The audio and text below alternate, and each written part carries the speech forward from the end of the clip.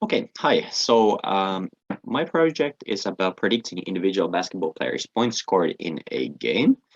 Data analysis has been used in the NBA for the last couple of decades, and its role in today's game is quite important. The player I'm using is Stephen Curry, who is one of the best players in today's game.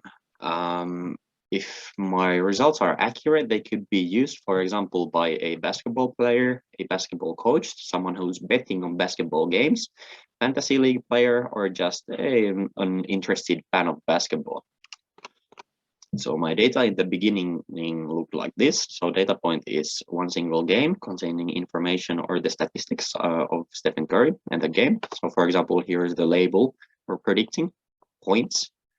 The features we're going to use to predict the label, we have 4 features in total. So we have opponent, the opposing team, point average in the season so far, and then we have some information on the current form of the player. So last n games average point and last n games made 3-point shots.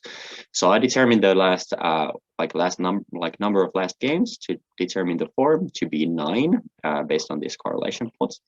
Here I do some filtering, like pruning out some of the outliers based on the minutes played in the game. So for example, if Stephen Curry has injured himself or something like that in the beginning of the game.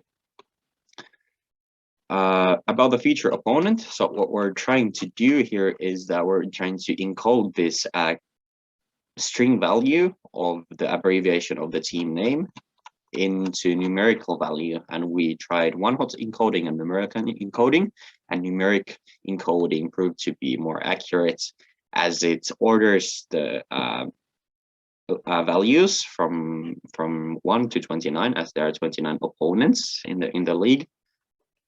Based on the number of points scored against them by Stephen Curry. In the end, we have 856 data points, not too many, but of course the limit here is the number of games played by Stephen Curry in the NBA. So about the methods, so choosing the machine learning models was pretty much based on this plot right here. So I plotted the first principal component of features in contrast to the label. So the first principal component preserves was something like 97% of the total variance. So I think this plot is kind of justified. So we can see that it's a big blob, like not really any shape, but there is some linear correlation to be seen here. So that's why I chose linear regression as my baseline model. And then these dots like around the cluster could be considered as outliers. So that's why I chose Huber regression as the other model to be used. Because Huber regression is robust, or is supposed to be robust towards outliers. To compare the results, I use mean absolute error as the loss function. Because it gives like a good intuition of the error in terms of basketball points. I split the original data into training, validation, and test sets. The split is about 60, 20, and 20%. And I determined the sizes with cross-validation. And here we can see that the results between linear and Huber are pretty much identical, and I believe that my intuition to this was because the outliers here are sort of like evenly scattered around this cluster. So here we have like more points scored than expected, and here we have less points scored than expected.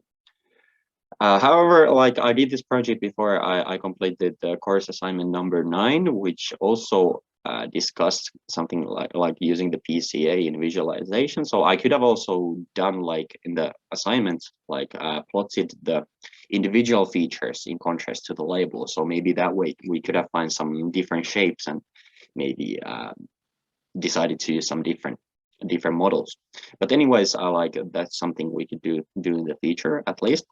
So I chose linear regression to be used as the final model because it gave a slightly smaller validation error. The test error on the unseen test data with linear regression is 6.645. It's slightly less than training error, but this could be due to some unlucky or lucky splitting.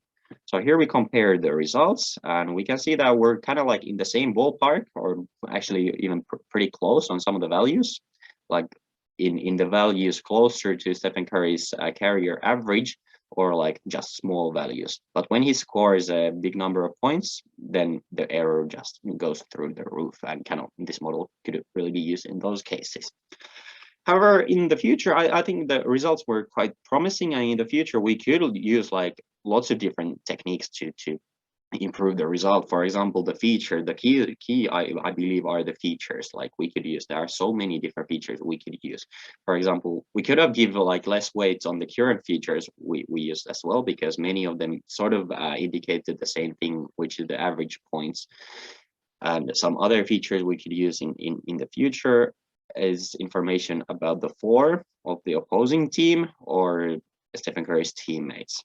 We could even like expand the scope of this project to predict teams' performance instead of just individual players. I think my time is up. It's over 5 minutes already. So thank you for your time, and hopefully we'll see you soon.